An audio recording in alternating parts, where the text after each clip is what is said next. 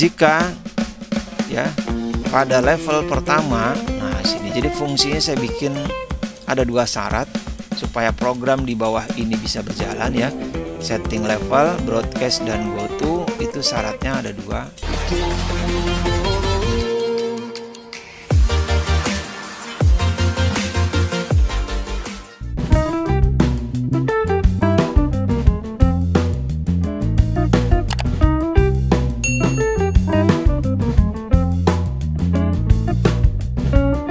Bismillahirrahmanirrahim.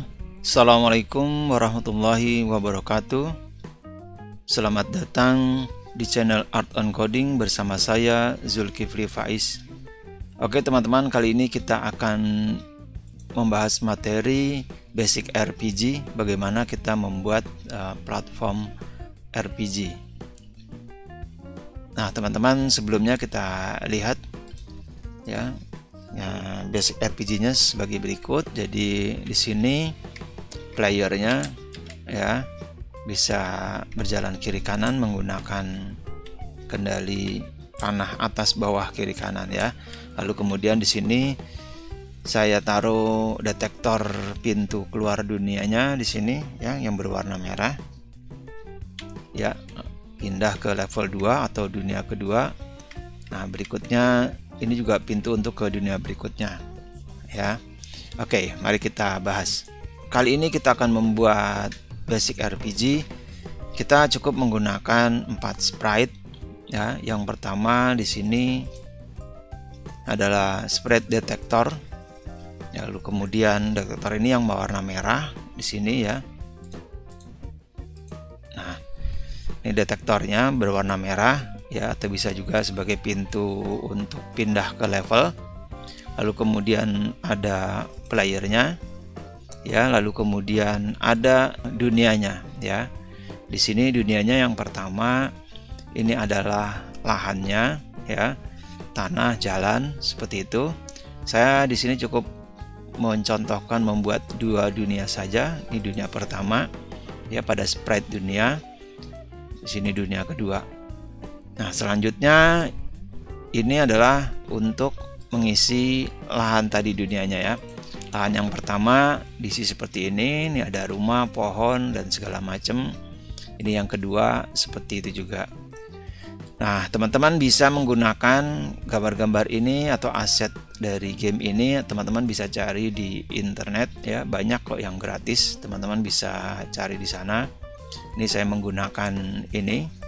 Nanti teman-teman bisa coba, dan ini juga di project Scratch ini saya taruh juga biar teman-teman nanti bisa menggunakannya ya untuk belajar. Oke, mari kita bahas sekarang satu persatu pemrogramannya. Nah, pertama dari playernya dulu. Jadi teman-teman cukup sederhana playernya. Playernya cukup kendali gerak saja ya, bergerak ke atas ya, ke bawah, ke kanan, dan ke kiri ya. Lalu kemudian ini go to X nya adalah posisi awal, pertama kali awal dimulai. Nah, di sini posisinya ya, posisi pemainnya di situ ketika dimulai. Lalu kemudian saya tambahkan di sini ada when I receive ya. Ketika menerima pesan 1 dan 2, nanti player ini akan pergi ke posisi tertentu ya. Jadi kalau di sini ini untuk dunia pertamanya di sini dunia kedua, maaf. Jadi ketika menerima pesan pertama berarti dia pergi ke dunia kedua, dan di sini adalah pesan kedua adalah dunia ke pertama. Nah, di sini ya. Seperti ini. Nah, ini pemrograman ini teman-teman juga bisa lihat di tutorial saya yang sebelumnya, yaitu kendali gerak. Oke. Nah, selanjutnya nanti kita akan tambahkan di sini ya, di dalam permainan ini player ini masih bisa menabrak pohon ya. Nah, ini masih bisa menabrak pohon dan segala macam. Nah, nanti kita tambahkan bagaimana untuk tidak bisa menabrak pohon ya, atau aset yang ada di dunia ini. Oke, selanjutnya saya berpindah ke dunianya ya. Dunianya ini di sini. Jadi ini gambar petanya aja, ini jalan gitu ya. Lalu nih yang hijau ini tanahnya. Ya, saya buat dua, dunia pertama dan dunia kedua. Ya, ini dunia pertamanya. Lalu kemudian satunya lagi adalah isi dari dunianya ya, atau lahannya. Nah, ini saya kecilkan. Perhatikan di sini teman-teman ya. Jadi ini peta yang pertama. Nah, ini asetnya ya, jadi gambar-gambarnya. Nih ya, kita lihat di sini. Nah, ini saya gerak-gerakan ya. Nah, ini rumahnya berpindah. Ya, jadi nanti disesuaikan gambarnya sesuai dengan gambar petanya ya. Jadi ini untuk yang level pertama. Nanti yang kedua juga begitu ya, disesuaikan. Jadi kalau kita lihat sini sama dengan dunia-dunianya tuh, dunia 2, maka asetnya juga sesuai ya. Nah, untuk codingnya dunia dan aset dunia ini sama aja ya teman-teman, nggak usah khawatir, nggak usah bingung ya. Seperti ini pemrogramannya, jadi hanya disetting saja. Yang pertama kita membuat variabel ya, namanya level. Di sini teman-teman bikin variabel namanya level. Jadi ketika dimulai permainan maka levelnya kita taruh level pertama atau dunia pertama di sini ya. Nah, ini kelihatan. Lalu kemudian pastikan kostumnya ya, dunianya itu dunia yang pertama juga gitu ya. Lalu go to back, taruh paling belakang ya, lahan tanahnya. Lalu kemudian posisi 0,0 biar di tengah-tengah, seperti itu ya. Lalu kemudian when I receive one ya, when I receive message 1 dan when I receive message 2 ini masing-masing nanti juga menerima pesan dari detektor, maka dia akan mengubah dunianya ya, lahannya.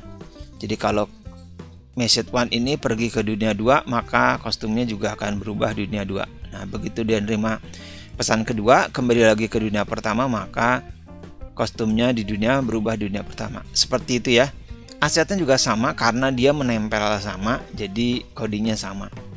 Kenapa dipisah? Karena nanti kita akan gunakan ya market ya atau level ini, itu aset sama lahannya nanti punya fungsi yang berbeda ya. Nanti yang aset ini pemainnya jika kena pohon dia nggak bisa tembus ya. Nah, ini makanya dipisah. Oke, selanjutnya kita yang terakhir yaitu detektornya. Nah, detektor ini atau juga disebut pintu dunianya, pintu levelnya ya. Jadi kalau sebentar saya start, saya stop. Nah, pada saat pertama kali dimulai ya, pintu dunianya ditaruh pada posisi di sini ya. Saya taruh di posisi kiri bawah.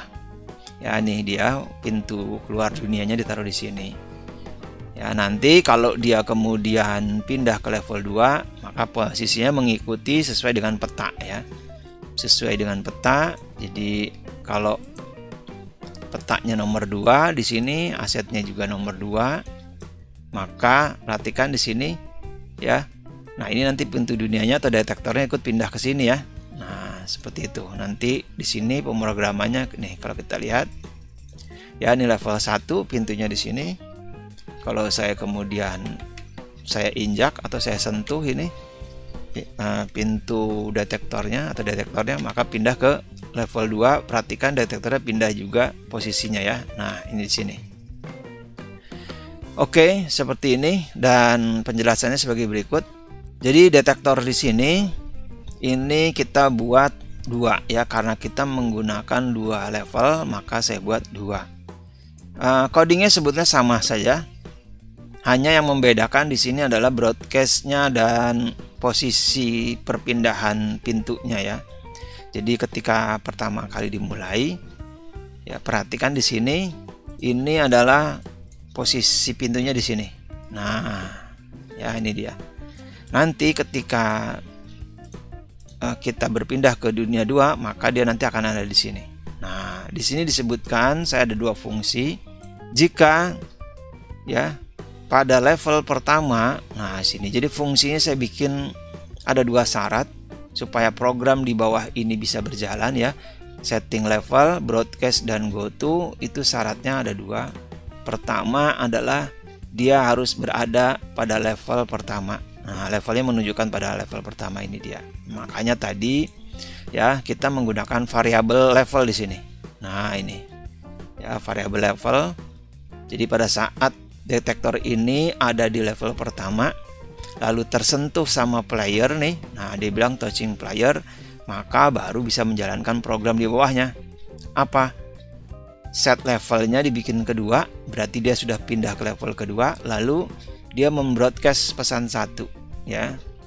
Lalu kemudian memindahkan posisi pintunya atau detektornya ke posisi sebelah kanan. Nah, seperti itu. Berikutnya ketika dia nanti di level 2 juga sama. Syaratnya pintu detektor ini bisa bekerja, dia harus player ini berada pada level 2 ya, atau dunia ini juga pada level 2 seperti itu. Nah, ini nanti kalau kita buat beberapa level ya, beberapa dunia, ini teman-teman tinggal perbanyak saja. Ya. Kalau bikin 5 tinggal perbanyak, jadi tinggal level selanjutnya 3 tersentuh player dan seterusnya ya. Oke, jadi sederhana seperti ini. Sekarang kita lihat ya, perhatikan di sini, ini detektornya ya. Pertama di situ saat mulai, lalu ketika saya sentuh di sini saya buat fungsi. Nah, di sini ya, perhatikan syaratnya jika berada di level 1 dan tersentuh player. Nah, detektornya bilang begitu syaratnya supaya bisa menjalankan ini. Nah, ini kita lihat sudah persyaratannya sudah ada, level 1 benar, tinggal sentuhnya belum. Ya, tuh. Ketika detektor tersentuh, maka detektornya pindah ke sini dan levelnya juga ada 2. Nah, begitu kita pindah ke level berikutnya, ya, saya kembali lagi ke level 1. Di sini syaratnya disebutkan. Syaratnya jika detektor ini bekerja, syaratnya harus ada di level 2 dan kemudian menyentuh detektor ini. Maka kalau saya sentuh, dia kembali ke level 1. Oke, teman-teman, seperti itu ya penjelasannya, jadi cukup mudah dipahami. Oke. Nah, demikian pembahasan codingnya. Dan kemudian untuk di player sekarang kita tambahkan persyaratan berikutnya ya. Di sini perhatikan yang tadi saya sebutkan. Player ini masih bisa menembus pohon tuh ya. Nabrak rumah juga masih bisa di atas rumah ya. Nah, kita kembangkan. Di sini playernya nanti nggak bisa nabrak pohon ya. Nggak bisa nembus rumah. Intinya dia tidak bisa menembus apa yang ada di dalam aset dunia ini ya, ini sprite aset dunia. Nah, caranya bagaimana? Caranya sebagai berikut. Teman-teman cukup menambahkan fungsi saja di dalam kendali gerak ini ya. Coding kendali gerak ini sudah ada tutorialnya, saya siapkan sebelumnya tentang kendali gerak, teman-teman bisa simak silahkan. Nah, kemudian untuk menambahkan supaya tidak bisa menembus aset dunia, teman-teman cukup menambahkan if then saja di dalam fungsi if then ini ya, jadi ditaruh di sini. Nah, ini artinya jika panah atas saya tekan, player ini akan bergerak ke atas ya, tapi kemudian saya tambahkan fungsi lagi, saya bikin persyaratan lagi, jika kalau menyentuh aset dunia, maka saya akan membuat bergerak sebaliknya, yaitu change X nya ya, change Y nya karena ke atas, change Y nya saya tambahkan nilainya -5. Supaya apa? Supaya menghasilkan 0. Artinya kalau 0 berarti playernya nggak gerak ya, karena stepnya nggak ada 0. Nah gitu. Jadi ini triknya bagaimana caranya jika nanti teman-teman geraknya pengen lambat, misalnya 2, berarti di sini -2 ya. Jadi dibikin nilainya itu 0 ya. Jadi sekarang ini kalau saya bergerak ke atas ya, ini baru 1 ya, ditambahin untuk bergerak ke atas, perhatikan. Nah, ketika saya bergerak ke atas, saya nggak bisa bergerak nih, itu di atas pohon ya. Karena apa? Karena geraknya menjadi 0, karena jika nyentuh pohon ini lalu dibikin nilai Y-nya minus gitu ya. Nah, beda kalau nggak ada. Nah, ini saya bisa jalan leluasa. Beda juga kalau ke kanan masih bisa nembus ya. Karena apa? Karena belum menambahkan fungsinya ke yang lainnya. Oke, nah selanjutnya yang lain teman-teman cukup menambahkan aja. Ini untuk yang gerak ke bawah sama ya, tinggal ditaruh saja di sini. Nah nilainya tinggal kita rubah ini menjadi 5. Nah karena kalau bergerak ke bawah itu -5, maka untuk menghasilkan gerak 0 berarti saya tambahkan 5 ya. Berarti jika ditekan ke bawah ketemu pohon atau ketemu aset dunia, dia sudah nggak bisa tembus ya. Nah seperti itu. Nah berikutnya yang ke kiri ke kanan sama, jadi cukup diduplikat saja, tambahkan di bawahnya sini, cuma ini change-nya kita ganti ya menjadi change X. Nah di sini ini duplikat lagi, ini saya taruh di bawahnya, lalu nilainya saya bikin kalau +5 di sini -5 supaya hasilnya 0 ya. Begitu pula dengan yang -5 di sini diganti change X-nya menjadi 5 ya. Oke, sekarang sudah selesai. Teman-teman perhatikan di sini. Saya besarkan, saya mulai. Perhatikan saya sudah tidak bisa lagi menembus aset dunianya. Pohon ini semua udah nggak bisa diterabas ya, nggak bisa ditembus. Nah seperti itu. Jadi playernya hanya bisa bergerak di lahan-lahan kosong nih ya. Nah di sini nggak bisa nih karena terbentur. Jadi kita harus cari jalan lain. Nah seperti ini. Nah teman-teman dengan belajar ini sebenarnya teman-teman bisa bikin game labirin juga ya. Oke. Nah ini sekarang kita sentuh detektornya atau pintu dunianya. Lihat kan, saya langsung pindah ke dunia kedua atau level kedua. Nah seperti itu ya. Jadi sekarang kalau mau masuk ke sini nggak bisa nih ya, kita harus cari tempat yang kosong yang bisa lewat. Mana? Sini. Oh di sini masih enggak. Nah berarti teman-teman tinggal geser nih nanti desainnya ya. Nah kita rubah di sini, kita lihat kostum yang keduanya, pohonnya ini kita geser dikit, ini juga kita geser dikit supaya bisa lewat. Nah seperti itu nih, lihat ya. Jadi sekarang tuh ya. Nah seperti ini. Oke, jadi kita bisa berubah pindah dunia ke desain yang teman-teman buat. Nah ini sudah bisa masuk ya. Oke teman-teman, sampai di sini pembahasan basic RPG. Semoga bermanfaat dan teman-teman bisa mengembangkannya, project ini menjadi game yang lebih kreatif lagi. Terima kasih teman-teman atas perhatiannya. Assalamualaikum warahmatullahi wabarakatuh.